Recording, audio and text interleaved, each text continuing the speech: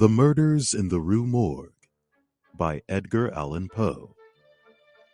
Part 2.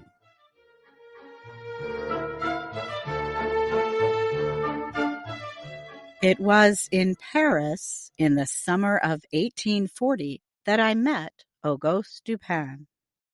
Dupin was a strangely interesting young man with a busy, forceful mind.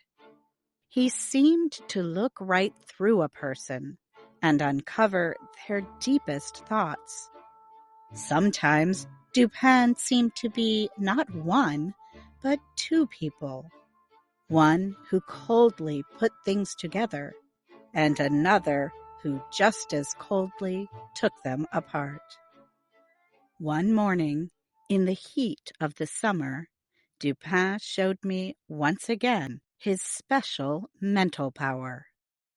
We read in the newspaper about a terrible killing. An old woman and her daughter, living alone in an old house in the Rue Morgue, had been killed in the middle of the night. The story in the paper went, Paris, July 7th, 1840. Early this morning, cries of terror were heard in the western part of the city. They reportedly came from a house on the Rue Morgue, in which the only occupants were a Mrs. L'Espanaye and her daughter Camille. Several neighbors and a policeman ran to the house. By the time they reached it, the cries had stopped. They forced the door open. As they entered, they heard two voices, apparently from above. The group searched but found nothing until the fourth floor. There they came to a door, locked from the inside. Quickly, they forced it open. Before them was a bloody horror scene. The room was in total disorder. Broken chairs and tables, and the mattress pulled from the bed. Blood was everywhere. On the walls, the floor, the bed. A sharp knife lay on the floor in a pool of blood. In front of the fireplace was a clump of long gray hair, also bloodied. It seemed to have been pulled straight out of a head. On the floor were 4 pieces of gold, an earring, several silver objects, and 2 bags containing a large amount of money in gold. Clothes had been thrown around the room. A lockbox was found left open with just a few old letters and papers inside. There was no one there, but when the group inspected the fireplace, they discovered another horror. A still warm body had been forced up the chimney. It was the old woman's daughter. There was blood on the face and dark, deep finger marks on the neck, suggesting a strangling. After searching the house thoroughly, the group went outside. They found the body of the old woman behind the building. Her neck had been cut so severely that when they tried to lift the body, the head fell off. The next day, the newspaper offered to its readers these new facts. Paris, July 8th, 1840. The police have questioned many people about the vicious murders in the old house on the Rue Morgue, but none of the answers revealed the identity of the killers. Pauline Dubourg, a washwoman, said she has known both of the victims for more than 3 years and washed their clothes. She said, "The two seemed to love each other dearly. They always paid her well. She did not know where their money came from," she said. She never met anyone in the house. Only the 2 women lived on the 4th floor. Pierre Moreau, a shopkeeper, said Mrs. L'Espanaye had bought food at his shop for almost 4 years. She owned the house and had lived in it for more than 6 years. He never saw anyone enter the door except the old lady and her daughter, and a doctor 8 or 10 times, perhaps. Many other persons, neighbors, said the same thing. Almost no one ever went into the house. Mrs. L'Espanaye and her daughter were not often seen. Banker Jules Mignot said that Mrs. L'Espanaye had put money in his bank, beginning 8 years before. 3 days before the killings, she withdrew a large amount in gold. A man from the bank carried it to her house for her.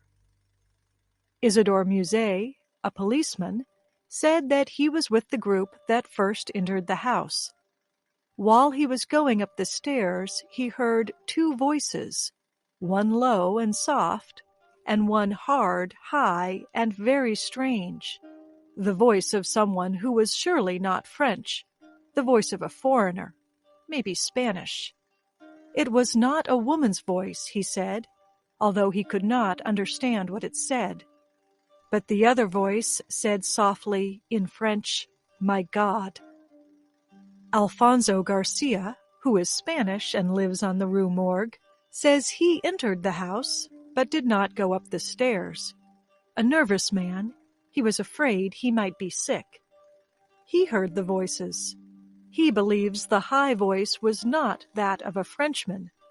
Perhaps it was English, but he said he doesn't understand English, so he is not sure.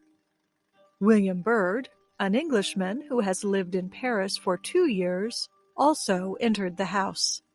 He said the low voice was that of a Frenchman, he was sure, because he heard it say, in French, "My God." The high voice was very loud, he said. He is sure it was not the voice of an Englishman, nor the voice of a Frenchman. It seemed to be that of an Italian, a language he does not understand. He said it might have been a woman's voice.